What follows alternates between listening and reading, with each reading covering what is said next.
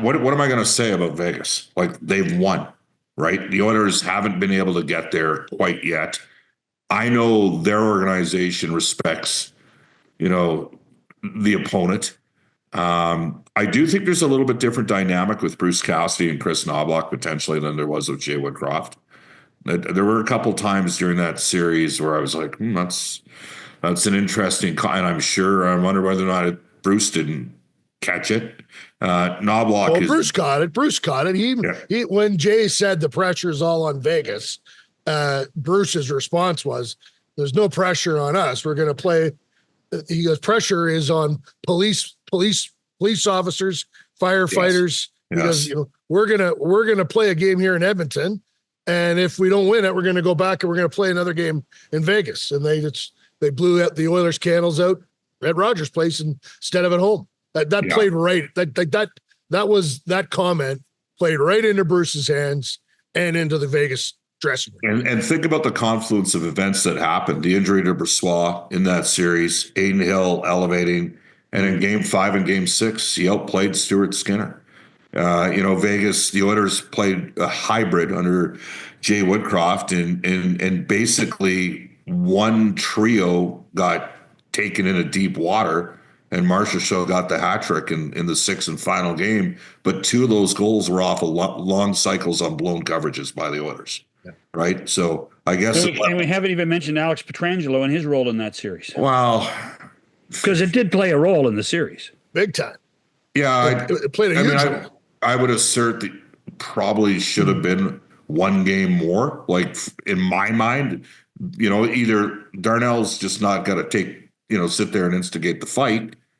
I'm not it just struck me as odd that the suspensions were the same.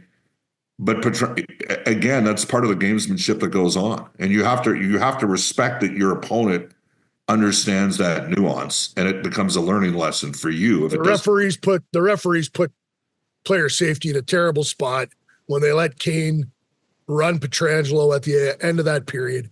Pietrangelo walked into that meeting. It was very easy for him to say, "You guys aren't going to do anything about it, so you made me do something about it." Yeah. And he also was able to say to them, "I knew exactly where I was getting him. If I wanted to break his arm, I would have broke his arm." It was a statement. That's why it was only one game. And it changed the series in the sense that the Golden Knights, their dressing room was able to look at him and go, we have the alpha male in this series. This guy is a serious competitor. He doesn't play like that all the time, but you push him in too far and he'll push back. And he did. It was a massive statement. You also got more saves in Game 5 and Game 6. Yeah, sure. Right, with a guy that was not your starting goaltender at the start of the series. No, Aiden Hill is it's kind of like, we have these huge stories in Vegas, right? Trading for Mark Stone, signing Pietrangelo.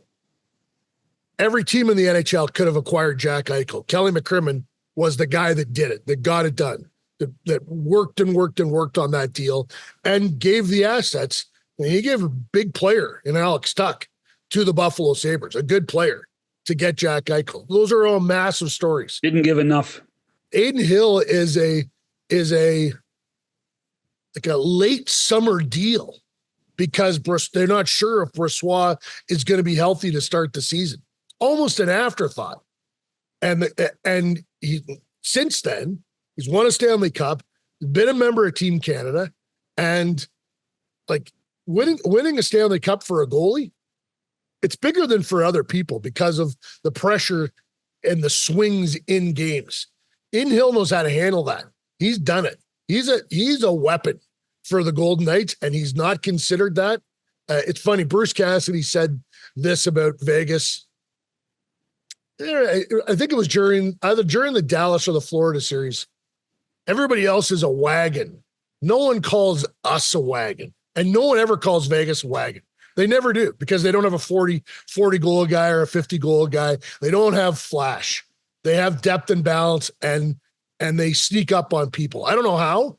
It kind of blows me away that people are still surprised. Vegas has more regulation wins than any other team in the NHL. That stat is so telling and so important Like the 3-on-3 in the skills competition, they get thrown out here in a couple of weeks. You got to play. And Vegas is the best team in the NHL under those circumstances. And that's why there's justification to not knowing what Edmonton is, because the Oilers have amongst the best records in the league. 3-on-3. I'm sorry, Gary. I respectfully disagree in terms of what people think of Vegas. Yeah. Like pretty much everybody I talk to, and we have a fairly diverse group, certainly on our show that we host they have a healthy amount of respect for Vegas, for how Vegas is run, for how Vegas is coached. Like the Oilers, after losing that series, the Oilers, Jay Woodcroft went to the Boston school to learn how to coach zone defense.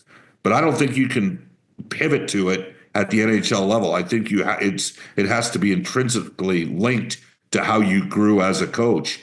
And Knobloch has coached that his entire life. And it made a significant difference last year when he came in, because when you play in zone and you certainly support the puck better, instead of chasing around, number one, and number two, when you actually gain possession of the puck, everybody knows where the outlets are in transition. And for a team like Edmonton that can skate, though maybe not quite as explosively as they did last year, that's an important part of their game. So I don't know. I'm not sure I'm buying this.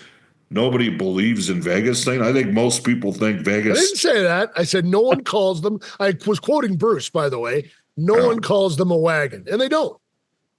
Like, I think they might.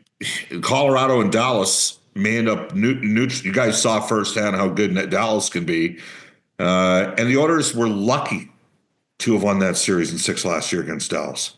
Dallas has game 1, McDavid's in the box for a double minor in overtime. Game 6, Dallas outshoots Edmonton 34-10. Stuart Skinner, .922 save percentage in that series. So, but somebody's going out between Colorado and Dallas in round 1. That's a really good team taken out of the mix, not to mention how much energy might be taken out of them. I think a lot of people might think Vegas is the favorite in the Western Conference to come out.